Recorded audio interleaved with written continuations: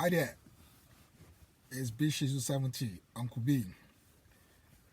I just want to address this Pastor Chris Oyakhilome video that I posted. I hope some of you have watched the video.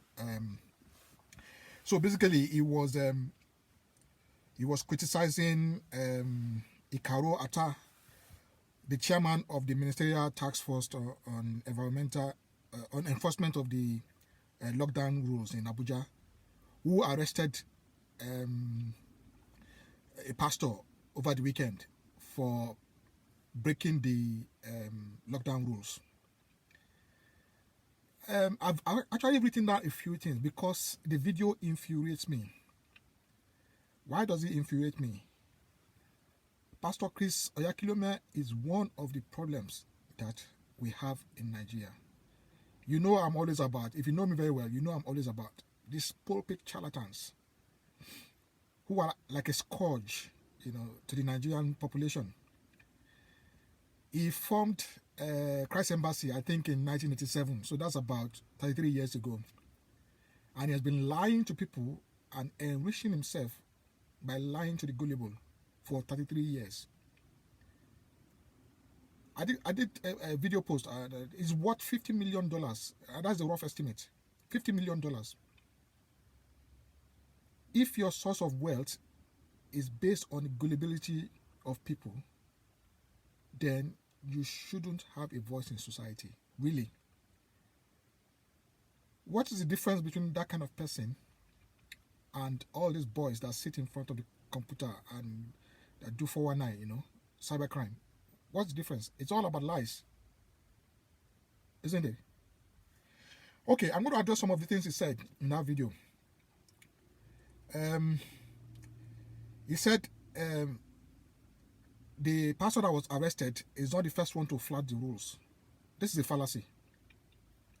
It's like a two-cock fallacy. Oh, you two do it. I'm not the only one.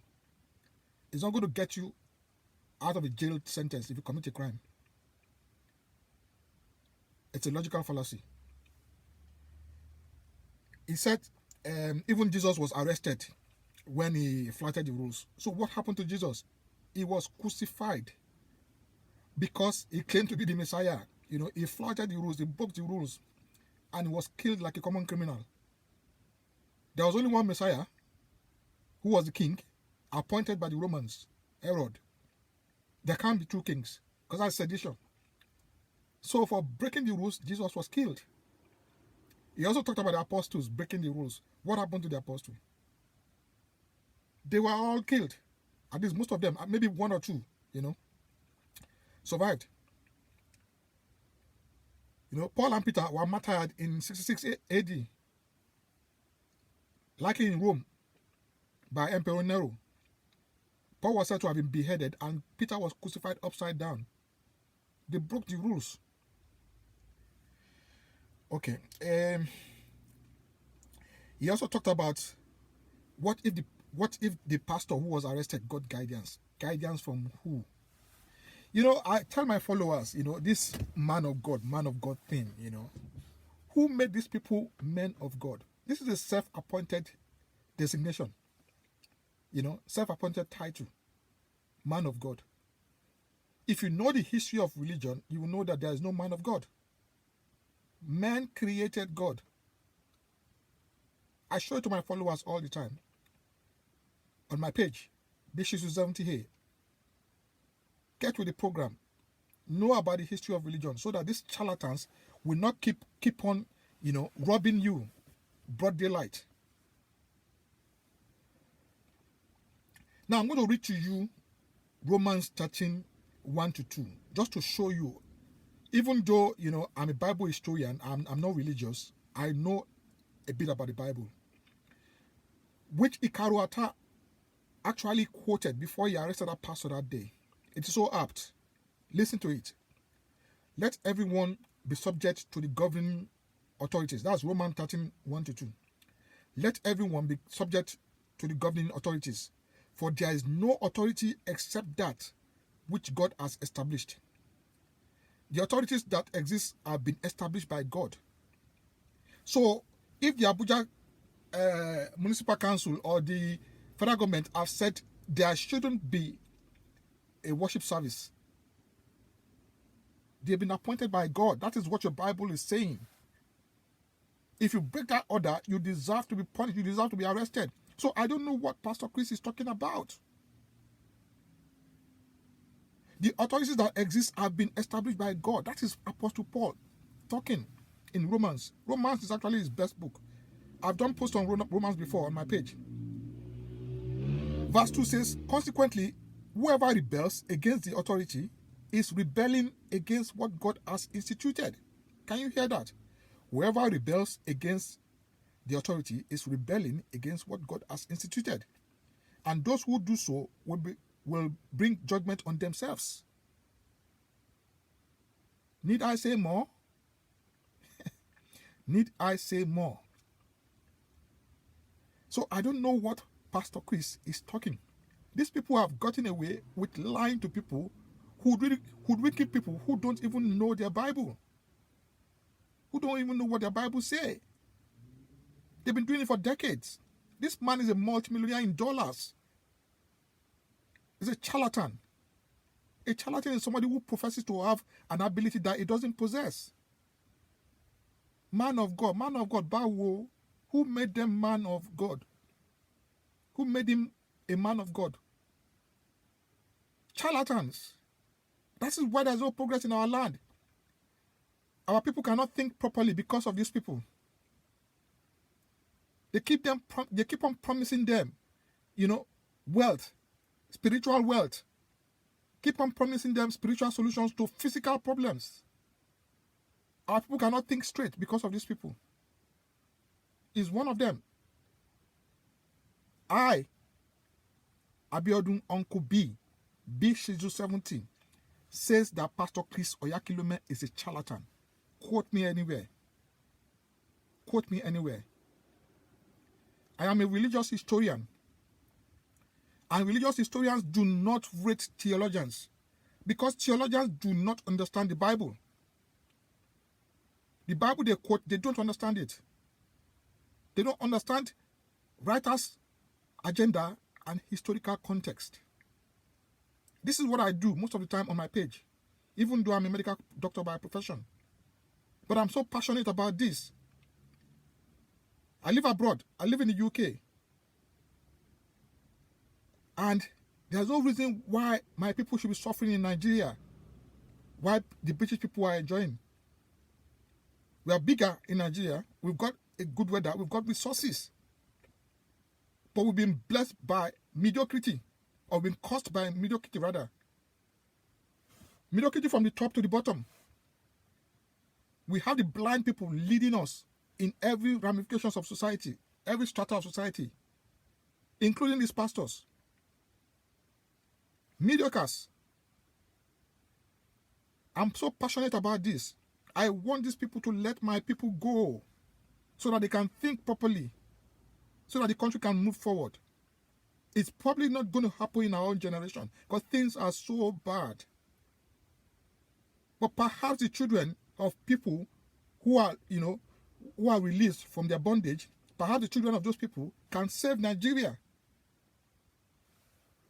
Okay. He's saying something about, anybody who assaults a pastor. Pastors are not ordinary people. Pastors are not ordinary people. Bawo. There are no men of God. I, BULLSH 70, tell you again today. Quote me anywhere. There are no men of God, just men. If you know the history of the Bible, you will understand this. It is deep. It is deep. Men created Yahweh. I show it to my followers all the time. I'm doing a series right now. If you're interested, you can follow me. Follow my posts on that page. There are no men of God, just men. Any man that tells you God told me is lying. Your GOs, your pastors, any person that tells you God told me is lying to you. Religion, I'll shock you again. Religion was created to keep you in awe. After you're in awe, It was created to make you fear. Oh, I don't want to go to hell. I don't want to go to hell. Oh, he's a man of God. Don't talk. You know? And then when you start fearing, it will give that person the opportunity to control you. That's what religion is all about. That's religion in a nutshell. Religion keep you in awe, then create fear in you. Then the person who creates that fear controls you. The person who creates that fear controls you. And once you have the knowledge is power. This is what I tell my followers all the time. Once you have the knowledge, you take that control back from that wicked person. These people are wicked. They are wicked souls. You take the control back. But you can't do that. You can't do what I'm doing except you have knowledge. It says pastors are not ordinary people. The pastor that doesn't even know his Bible. I show this to my followers all the time. I show it to them all the time. Your pastors, your GOs don't know the Bible. I'm a religious historian, and I break the Bible down for my followers all the time.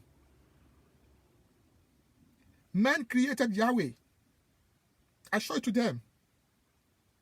I come with receipts. I don't just do the talk.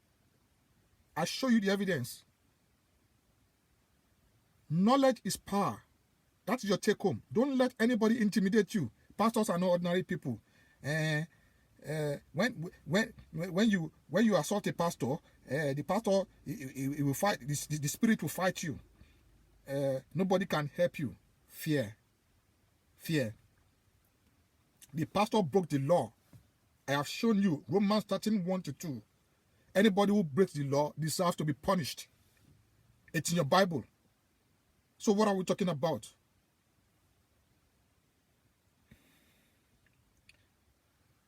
Yeah, so I'll read a few verses, in the Bible again for you, just to show you what happens to false people, these kind of false prophets that call themselves men of God. Yeah? Acts 20:29. Know that after I leave, savage wolves, these people are savage wolves, will come. That's Jesus talking. Know that after I leave, savage wolves will come in among you. I will not spare the flock. They are not sparing the people. They are getting rich and the people are getting poor. Let me read that again. Know that after I leave, savage wolves will come in among you and will not spare the flock. These people have kept my people in bondage for too long. I'm appealing to them now. B70, Biodun, Uncle B is appealing to all these charlatans. Let my people go. Man of God, Bawo, nobody called you. Nobody called you. There are no men of God. They are just men. Any man that tells you that he is a man of God or that he hears from God, God told him this, is lying to you. He's a liar. No God talks to man. No God interferes in the affairs of man. This is deep. Everything I just told you, they are deep stuff. But once you have the knowledge, you understand it.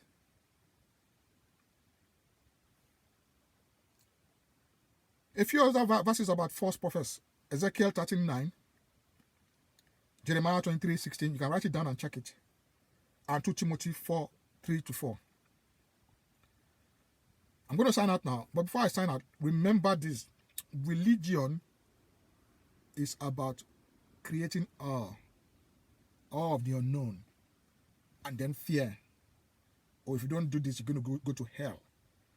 If you say something, touch not my anointed. Anointed Bawo. Who anointed him? Who anointed him? It's about religion, is about awe, it's about creating fear, and it's about control. Once those two are there, they have you where they want you. You're going to be in their chokehold for as long as you live, except you find knowledge. That I can see more than so many of my colleagues, so many of my, my friends, is because I stand on the shoulders of giants. And I've told this to so many of my followers before. I am standing on the shoulders of giants. They have shown me the history of religion. I encourage you, I urge you to stand on my shoulders so that you can be free from the bondage of religion. You can be able to think rationally again. Uncle B, BULLSH 70, signing out. Bye.